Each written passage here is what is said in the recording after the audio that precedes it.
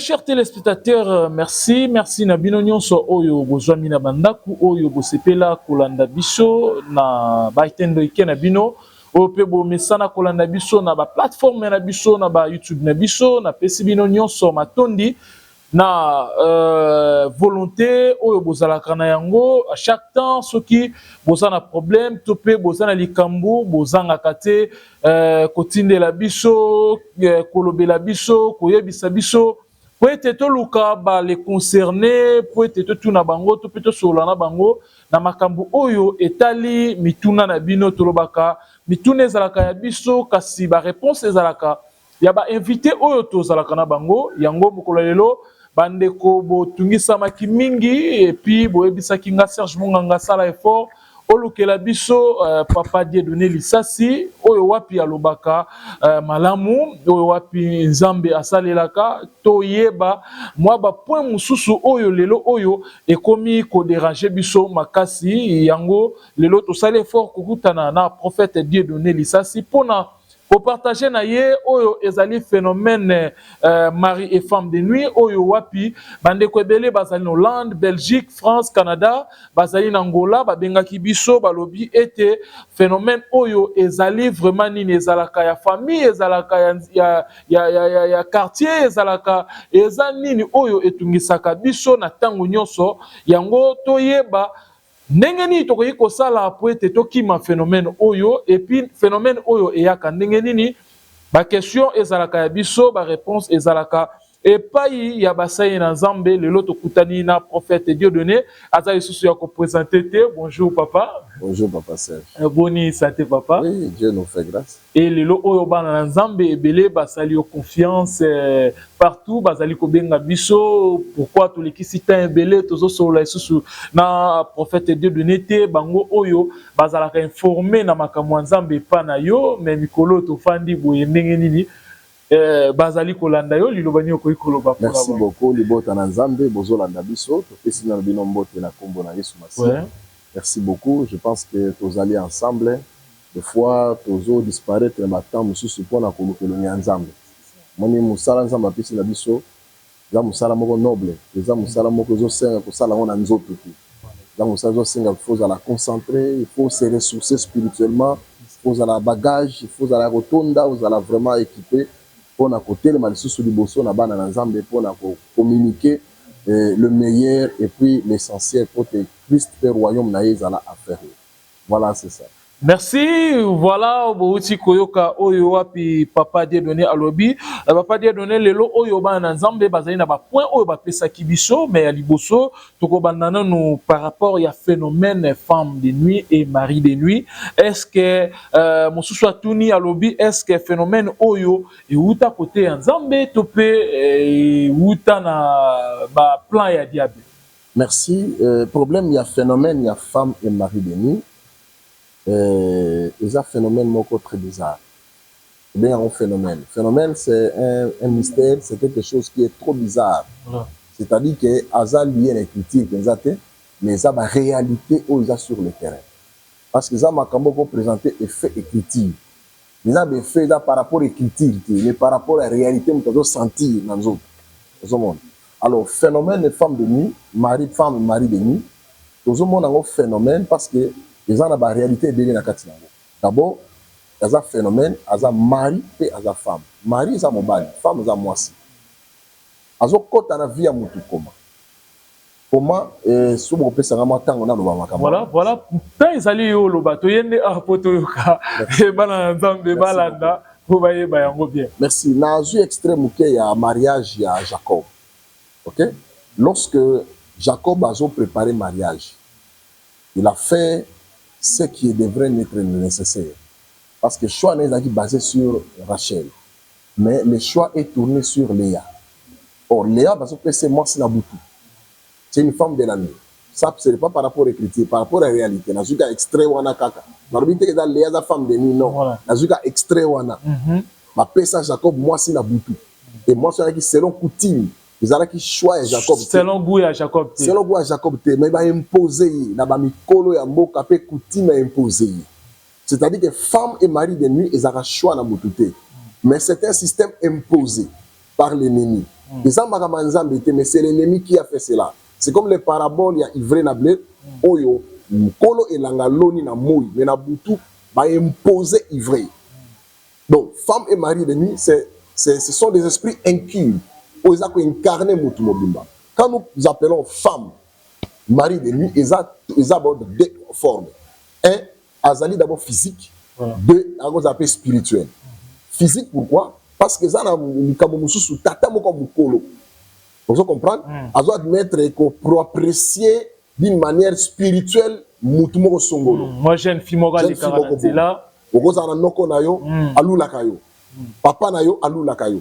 Yaya na yo alula kayo. Na bo moto pe boyi.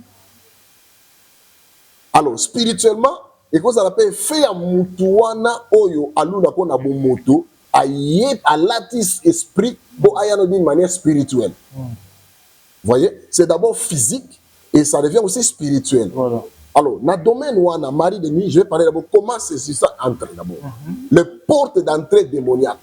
Comment mili mwana zo kota? Mili mwana zo kota na nzela ba kota ba film pornographique.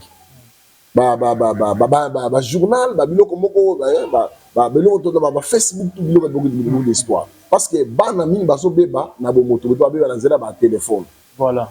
Réseaux sociaux azali porte d'entrée ya bonheur pour na construire ba tout peut porte de malheur na batu mingi ba ebi vite ba ebi vie na nzela réseaux sociaux. Voilà. Alors bazo kota na nzela ya abandon des fois ba sous-vêtements public na miso abatu na ba douche populaire beaucoup d'histoire ba transfert à babilamba et lui a laissé Élisée transférer les vêtements. C'est dans le vêtement oyo Élisa zoa les transfert ya kina kati oyo basi ebele balinga ke non muninga na moni lamba kabela ngana ni lamba pe na lata ba sous-vêtements, changement ba robe, changement ba soutien ozo de fa soutien biloko ndenge na tout ça et na mutu na kata lamba ya un esprit. Dans le vêtement, il y a un esprit. Parce que solo nanga mutoki nanga c'est moi. Soki na mutanga lokanga, aozo lamba nanga. Aozo objet nanga nzoto pas que no lokanga. Ça dit tant ou tu as joué loko na lati, ça dit que au memi mutu na kata nzoto na. C'est de cette façon ma porte d'entrée ça est belé. Dans ma réflexion, soki olo na besoin l'autre na butu, mobali na yo azo demandé comme femme du mari de nuit, ce n'est pas lui, mais c'est un esprit. Bazu juste elongi na ye pour ba incarner. Donc ba ya raté ne longi normal. Non, peut-être ça papa na bino aye vraiment na a forme mosusu et longi mosusu pour kota na nzela wana. Donc c'est un phénomène très bizarre.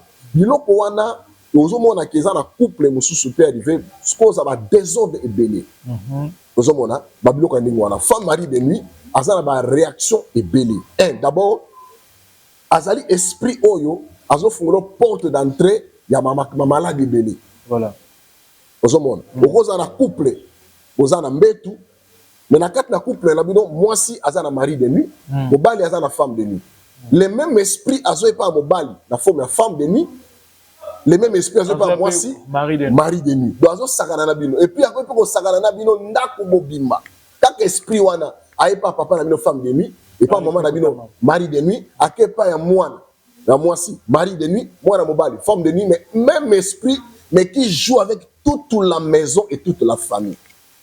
Et vous allez comprendre que bami cause mususu, bami microbe mususu, ba infection mususu, ils sont liés par rapport à babiloko wana. Ozo ba antibiotique ya ndenge na ndenge traitement exact. Pourquoi ils ont problème ya biloko wana? Tu fais des rapports sexuels avec les esprits que toi tu ne connais pas. Et au moins dans mutu par exemple là tu la buto surtout bilambe poli. Oh mutu bilambe pola, il faut un mouvement physique. Voilà. Comment mouvement physique et salamité mais bilambe po et poli. Tu as éjaculé beaucoup d'histoires comme ça. Donc cela veut dire que un travail est salami. Un travail, mais travail wana.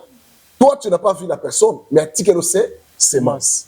Semence atikeli wana. C'est une semence comme ma destruction la vie na yo. Na semence wana ils ont la basi musu bazo botati. Par rapport à femme de nuit à femme et mari de nuit. Je parle maintenant des conséquences. Voilà. Conséquence à femme mari de nuit, il y a la stérilité. Stérilité précoce, stérilité secondaire. Parce que femme mari de nuit, c'est une personne. Elle a esprit inquiet. Donc, mouton a quatre anzoto ya monde. Maintenant, mouton a imposé forme de maladie morosongo. Femme et mari de nuit, deux, a opé la stérilité. Stérilité précoce, stérilité secondaire. Moi, ça dit vite, mais robot est ça. Il y a eu des complications, soit robot que moi, robot est kangami. Donc, bah, trompe, parce qu'on a touché, bloqué, étouffé. nyoka ligne matrice na yo a étouffé mais au moins na boité ce sont des phénomènes spirituels voilà les femmes mariées les physiques déjà spirituels alors mabota et kangami complication ya kobota biloka nini wana troisième des choses femme mariée de nuit azo mema impuissance sexuelle côté à mobali côté à mobali impuissance sexuelle c'est là il dit c'est femme mariée aux ana moi c'est abutu moi si on a go se présenter aux ana satisfaire moi c'est monsieur ce sont des esprits très jaloux. Donc, si on a un esprit, on n'a jamais moi sinon on a satisfait. On a cause de destruction en mariage. Parce que, on rend impuissant, nous sommes étouffés. On a normal, on a bien tout, mais nous sommes étouffés. Parce que, yem ta étouffé, parce que, on jouir moi si la haute. Femme mari de nuit, on a des fois, un manque de désir sexuel. Nous avons pour ça qu'on va la nous avons pour ça qu'on va la cité. Un homme normal, il faut que le désir soit manifesté. Sur les athées, c'est tout à fait normal. La normalité. Aujourd'hui, on a mbal moko komi na ba âge moko élevé mais 55 ans aligné na ko bala te lo côté ko bala te va mingi wana tout ça ko bala ka kufa bana kala mais ko bala te donc ce sont des faits à soulager ce sont des esprits ba étouffés à soulager 5 les femmes et maris de nuit bazo me mabiso ba masturbation mutami se pensa moko donc azo se sentir ba masturbation a des conséquences terribles voilà et ba destruction ba mukongo kufi lo kana wana 6 femme et mari de nuit, ils ont même une incompréhension dans le foyer. Ils ont une incompréhension ébélée. Ils rendre moi c'est impoli. Ils rendre insolent. Ils ont ébélé tout ça, certains comportements. Ils ont y été. Pour la vie, si je ne sais pas avec Christ qui vit en moi. Mais si quelqu'un se comporte mal, derrière tout caractère cache un esprit. Voilà. Derrière tout comportement cache un esprit. Derrière toute réaction cache un esprit. Impolitesse sur la base il y a mon certain esprit, il y a célibat. Yo kasakeno alanda no kona bango ko kona bango. C'est un esprit. Derrière tout caractère cache un esprit. Voilà. Il y a au moins ici moi naza impoli.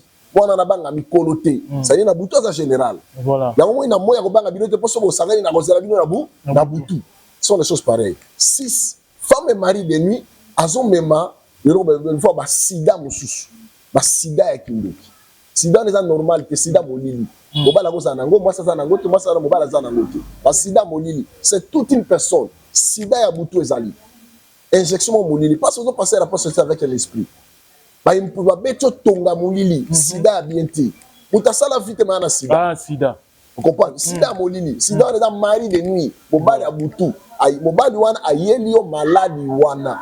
Donc malade il faut dégager. Celui qui va dégager avec une onction efficace. Aucun esprit wana a développé dans ma maladie. Oui. Non, cette choses, il y a des complications, des douleurs. Il y a des règles moussous. Il y a un phénomène de femme arrive des complications, impossible. Douleur moko impossible parce que c'est un serpent à quatre.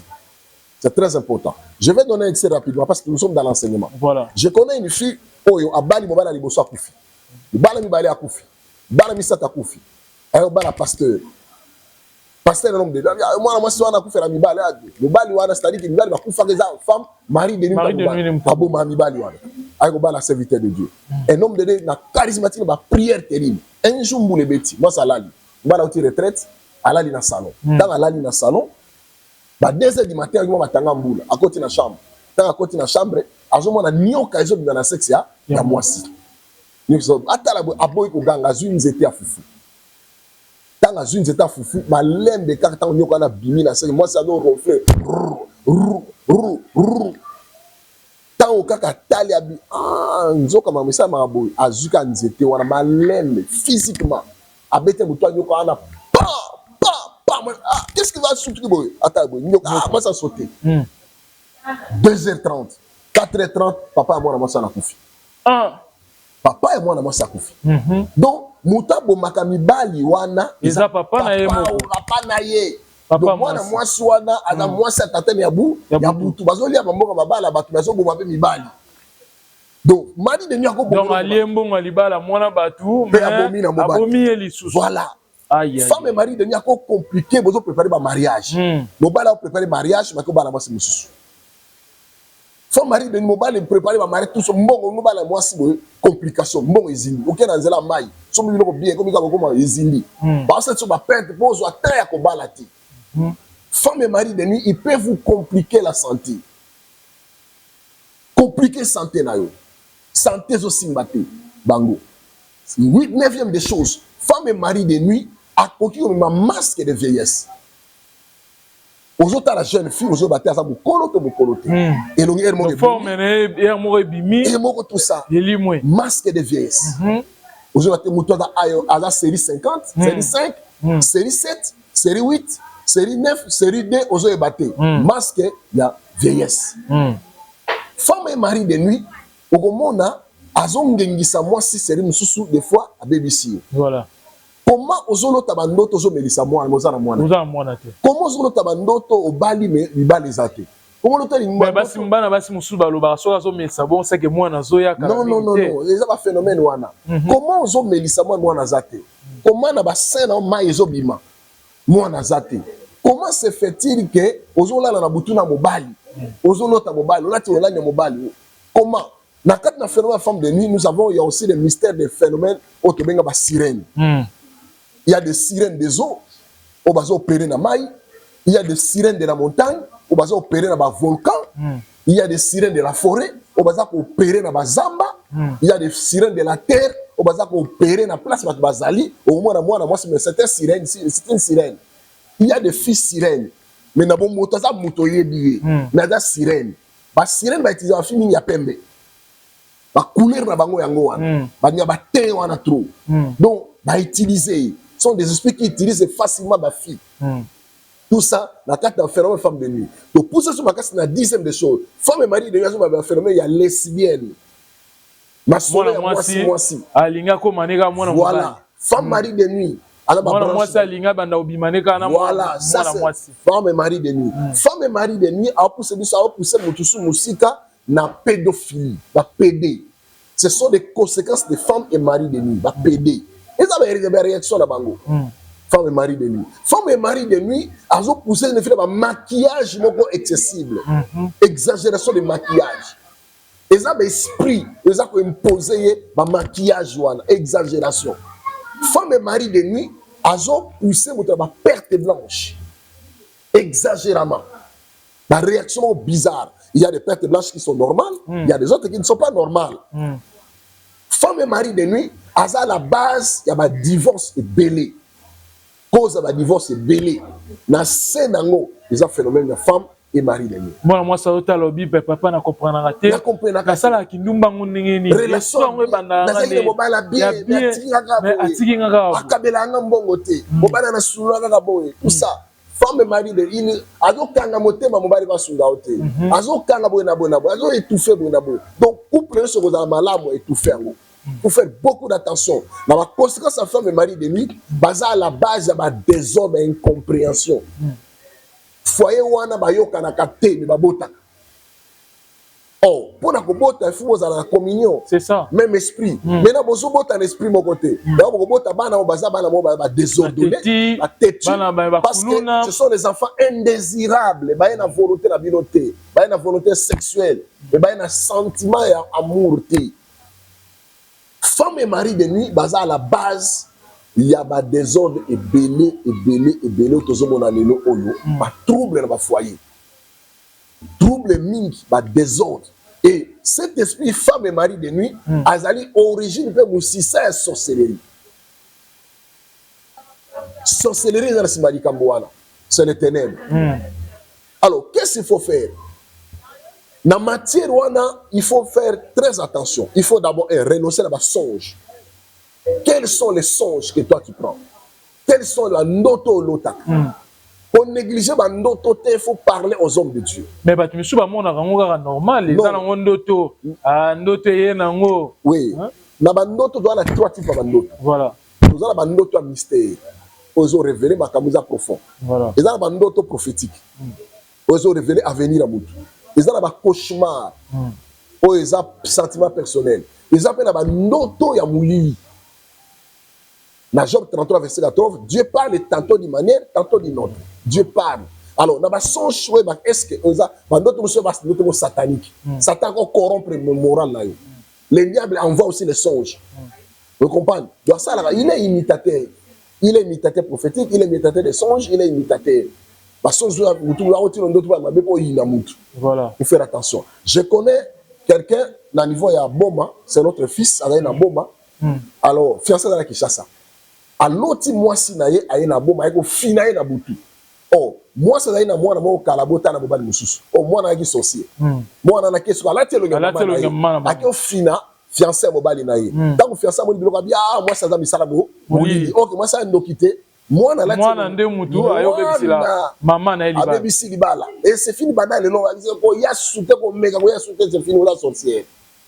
Voilà mariage et bébé. Donc, ba mariage est belé lelo, ba relation est belé, ba couple mingi, ba kamumi tout le monde a lelo. Force la mari femme de nous. Alors, nous les hommes de Dieu, des fois ba option surtout aussi bangoté.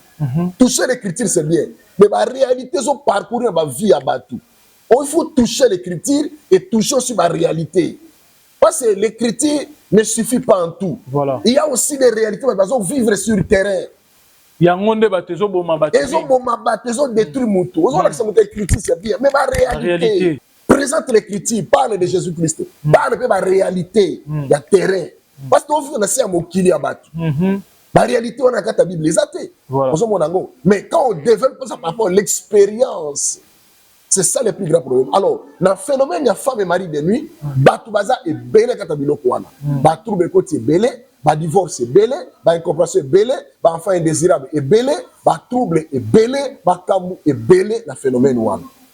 Mais papa, merci Nabino Oyo Bozaïna Hollande, Belgique, Canada, Oyo Botindaki, Toluka, prophète Dieudonné, Lissa Sipoete, Alobela, quand même un phénomène ouana, Oyo Ezo Sala rage, dans le monde entier, les lo Oyo Batu, Bazo Monaga, Kamaba, les Panzana, bazo mona kaka bat bazo bala lisusu te bazo mona kaka bat bakomi ba lesbienne bat bakomi ba femme bakomi ba PD bazo ye ba cause te yango tolobaki lelo tokosola na papa long et large pona ameka ko expliquer biso zo mona tozotikela vraiment temps pour aloba par rapport ya ba phénomène oyo femme mari de nuit mais papa ndeko moko azana Canada aibisaki biso ye apriaka mais a comprendre raté bandoto pe azwaka te mais akolamuka kaka boye a senti a poli a baby déjà et puis ba sentiment on a vraiment ezalaka vraiment rare que abimana mobali na ye boye yekuta yokaka bien mobali ke na ye voyage ke mboka mususu a umela na ye kuna ye asala pe ba faire na ye donc mais et comme ko déranger a comme ko yoka ke o mobali azui moi si musukuna et comme ko déranger alors est-ce que ça va phénomène wana kaka yango tuna kibiso ça va phénomène wana kaka ou bien wana za makamuso papa Serge wana za c'est phénomène de femme et mari de nuit mais à l'autre kana ye a bien l'autre kana été que l'autre d'autres za eloko mususu voilà l'autre il y a des esprits d'aveuglement voilà pourquoi aveuglement ba songe pour l'autre té on parle mais ba sensation c'est que tu ressens on parle nango ozo lotate mais ozo sentir yango biloko poli ils ont été poli comprendre ils ont phénomène parce que azo longolo désir à mobali a longolo désir à moi si on sentir que son mobali a une vie normale moi c'est une vie normale tu te sens à l'aise quand tu es seul non c'est pas normal ils ont phénomène la femme et mari de nuit il faut passer par un service c'est tout à fait normal et puis je vais ajouter par rapport à ça ma cause biloko est la stérilité bien aimé stérilité dans 5 domaines là très bien que je vais parler là la stérilité a 5 portes. 1. Il y a la stérilité où tu n'as pas la volonté ensemble. L'Éternel rendit Sarah stérile. L'Éternel rendit Rebecca stérile. Il rendit Rachel stérile. Quand on a commis stérile, et ça qui li kambo yonzamba nga préparé génération moko songolo, descendance moko songolo o ba ko porter kombo na ye. C'est pourquoi même basi misa toana na station na. Mais la maman de Samson, Elisabeth, même chose comme ça. Voilà. Ce sont des choses pareilles. Alors, deuxième des choses, stérilité azokoya na ba conséquence ba erreur au salakala. Nous étions en bilation de quoi il est là, mais il beaucoup bimalelo te. Voilà. Vous comprenez ngo ba erreur au kometa, ba sembe longola, ba dégo ça ba qui sont mela tufa maki. Ba qui sont mela tufa maki na kata libongola yo. Ba cause mamuso sala et même ba retour rebelle. Yango monike et qui ko bloquer. Na kawa na sous stérilité où de pas na nzambe.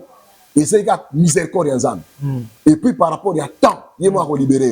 Mais ce stérilité où tu as cause yon mokoza porte d'entrée. Na état boli dans ma ya lobby. Ozo futango lelo. Alors il faut remédier par la compassion de Dieu. senga ba compassion, et il faut rencontrer un homme de Dieu, ouais. J'insiste bien, un homme de Dieu, ouais. Au hasard, ma fout à solo.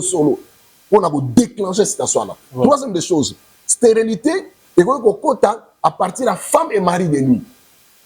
Baza la base, bako kanga mabota na yo, ba étouffer mabota na yo, ba lier mabota na yo, ba bloquer mabota na yo, ba changer ba organe mo na kata libumu. Et on a spécialité par la biso, nzamba sala biso ngolo. Il a fait de plus de 50 femmes, baza ba ekomba, babota. Nzamba sala biso ngolo na domaine wana. Donc aussi complications les alliés sont landeli butuana, dans ba service, ba prière tout ça, nzamba sala ngolo. Femme mari de nuit, ba la base à biloko wana, infection et belé. Quatrième des choses, il y a cause de blocage de stérilité. Ils ont bitumba ya sorcellerie, bitumba des fois ya famille, bitumba ya origine ya source. Ça c'est un combat familial.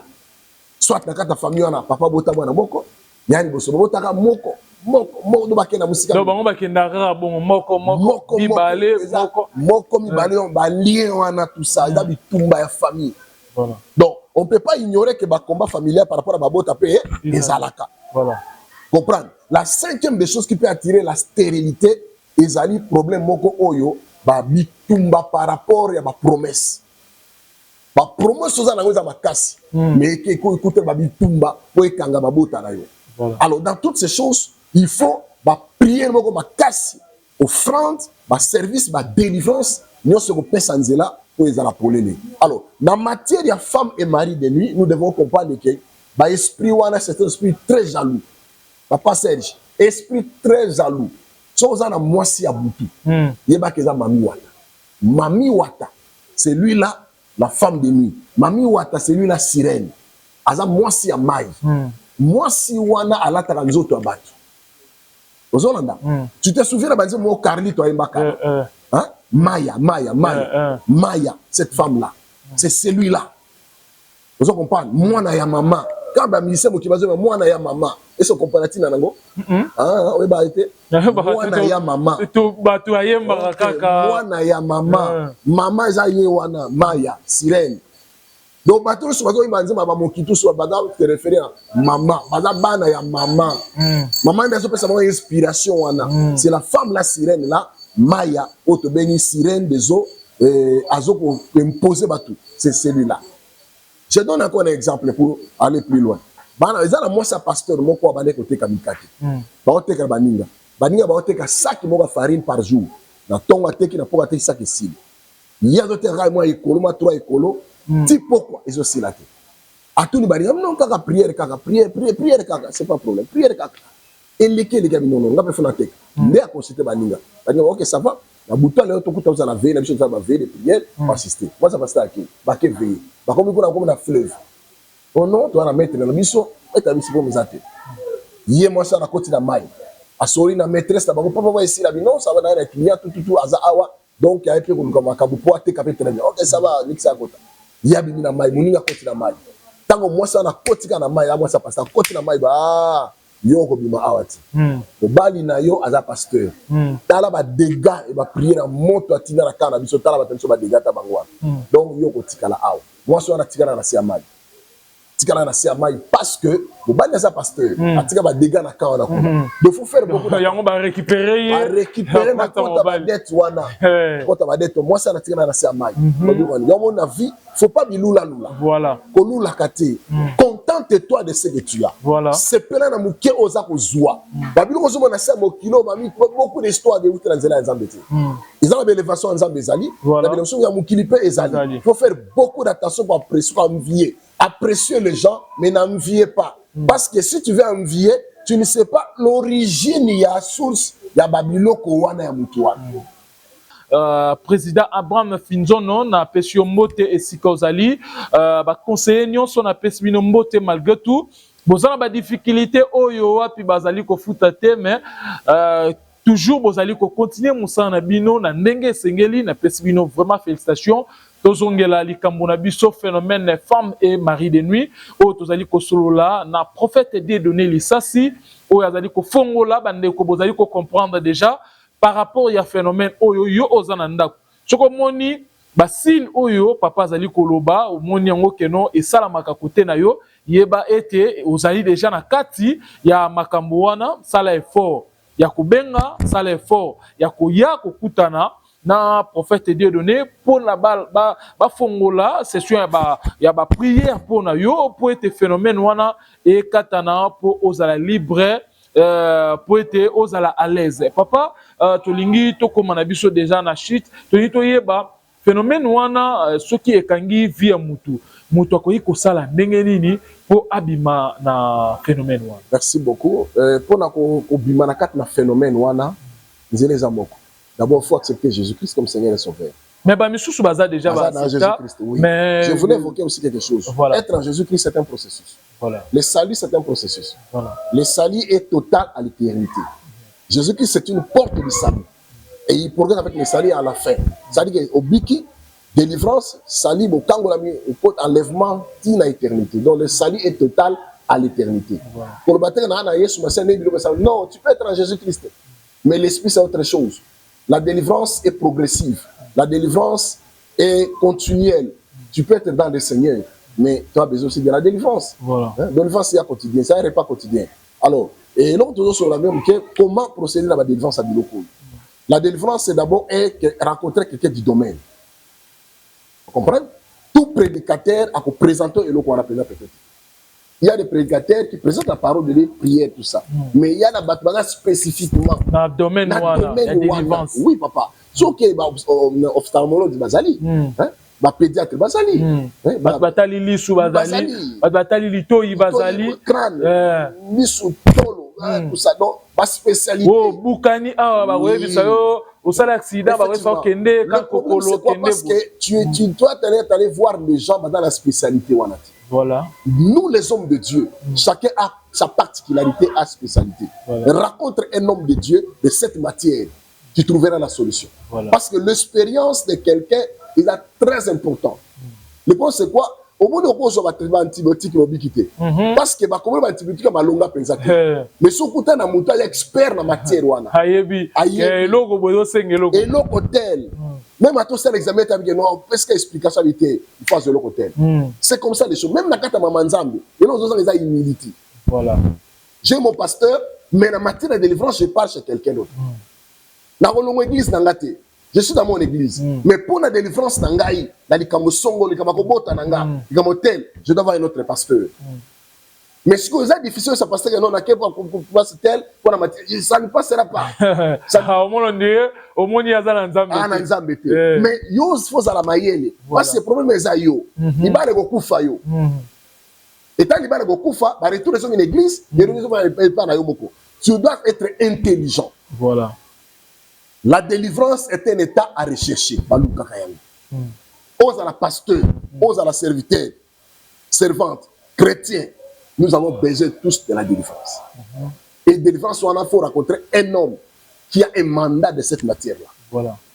Et on va la dégager facilement. Dégager. Et ça n'a pas de solution dans l'angle. Pourquoi tu as la croisade? Parce que ça dit que non, la croisade dans nos solutions. Bientôt, tu as la croisade. Voilà. La terrain municipal. Voilà, il y a un peu de effectivement, voilà. Effectivement. Donc, tu as la croisade le 11, le 12 juin, la terrain municipal à Massina. En face de la maison communale, il y a Massina. Voilà. Grande croisade, l'enterrement est annulé. Makambo babongi saki pona yo. Ils ont neutralisé. L'enterrement est annulé. Matang est annulé. C'est ça le thème. Il y a notre croisade. Il y a terrain municipal Massina le 11, le 12 juin 2026. Merci, merci na bino nyonso oyo bopesa biso confiance. Je crois bien to comme na biso na kokoma na suka na pesimbote na maman Agnès Chadari oyo wapi azali na mopanzi ya mikili o azali ko sala ete Serge Munganga azala oyo azali soki bomoni peut-être na zaboye eza poete na sana ba maman na ngai oyo moi muke ba soutenaka en tout cas na pesibino mbote sika bozali na pesimbote na Randal Kolomwania oyo wapi Fondation Randal Kolomwania Libanga oyo wapi pe ba sistaka Serge Munganga na pesi mbote na la sœur Nora Kolomwania oyo wapi ba soutenaka Serge Munganga na pesi mbote don de Dieu prophète don de Dieu na pesi mbote papa esika ozali yo pe osutenaka biso na pesi mbote na ba kongomani nyonso oyo bolinga biso bolinga ba émission na bino oyo wapi tolekaka na Ngonzo télévision Ngonzo officiel TV oyo wapi tolekaka o bolanda kabiso na pesi bino nyonso merci na confiance mais fidélité o bopesa kabiso papa to komi na biso na shit tozo lobela moi muke yango mais toyebi que non eza processus to kosala sous effort soki ba bengi biso to pe soki to moni que non ba ka musu ezali ya koloba to koya kasi pona ka oyo ya mari femme de nuit to komi na biso na suka liloba no ya suka ko kozala ni par rapport liloba ya suka na zob sana bana na nzambe que le phénomène femme et mari de nuit est réel. Voilà. Ils ont la réalité. Ils ont la réalité. Ce sont des réalités. Ils ont subi, vivre des difficultés à Makambouane. Voilà. Alors, si vous avez la pause à la mission, nous avons le numéro. Voilà. Oui. Nous avons 081 voilà. 191 67 26. 081 191 67 26. Voilà. Nous avons sur la Orange 089 60 98 030.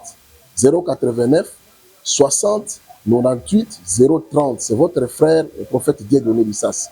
Nous avons la matière. Si vous avez une nécessité, si vous avez une urgence, vous avez une question privée, c'est très important sur les médiatés. Voilà, voilà. Et dans la marambo, au secours, sur la peine en privé, voilà. Les cambo, ils ont anxiété, ils ont ciblé la biloko. Voilà. L'équipe de la privé particulier. Donc, au Sungayo, beaucoup aider papa Serge Azali, on a fait merci mille pour papa Serge. Pour azo ko pesa biso faveur ya ko sala ensemble na bino émission boy pour na ko lendi ça toujours pour aider bato toujours ba komana ba makambo za besoin pour na ko satisfaire ba nécessité et puis ko longa na kat ba réaction mon songo ezo tungi sabat. Vraiment, c'est ça l'essentiel mais comprendre que la délivrance est possible. Voilà. Peut-être au point de ma boca batamala mu présenter. Voilà. On comprend nango. Mais so point de ma boca malamu présent balandelio ba meso négocier là. Peut-être on regretter di bana ne kufakala. Peut-être au kuta na batmo malamu na sima. Donc ba encadrer faut azala encadrer mutu faut azala encadrer. Moto nyos même le chef de l'État est encadré. Même ba ministre baza encadré. Tu manques un encadrement. Mai etengamaki donc, tu as besoin d'un encadrement. Même les hommes de Dieu ont besoin d'un encadrement. On n'est pas Melchisedec. Tout homme, faut dans la mouton, reproché. Voilà. Merci, merci. Motonio se bungaza na moto oyo azali ko encadrer, azali ko la kisaye nzela ngape oyo ngai na koloba ete nazali na ba oyo ya ngai à chaque temps soki osali mo erreur ba bengaka ba lobi Serge Munganga na boyete ke nende boye na pesi mbote na honorable honorable na biso oyo wapi azali ko sala biso tozala oyo tozali lelo honorable Motangaliema triple brassard oyo wapi lelo oyo DTC ezali na moto ya danger DTC ezali parti oyo secrétaire général Motangaliema asimbi yango pe azali ko tambusa yango lolenge esengeli na pesi mbote na fotolo je reste fotolo oyo wapi ba pesaka ba conseil na pesi mbote na président Jerry Lubala oyo wapi ba pesaka ba conseil na Serge Munganga na pesi mbote na honorable président Serge Mundu libanga toujours ya Changu na pesi mbote siko zali na pesi mbote na ba onion sobo sepelaka bobenga ka biso en privé pona ko pesa biso ba conseil en tout cas na pesi bino mbote bisika bozali na ebete be monsieur ezali ebele tokutani na bino mikolo mizali koya soki Zambe a permettre. Ciao.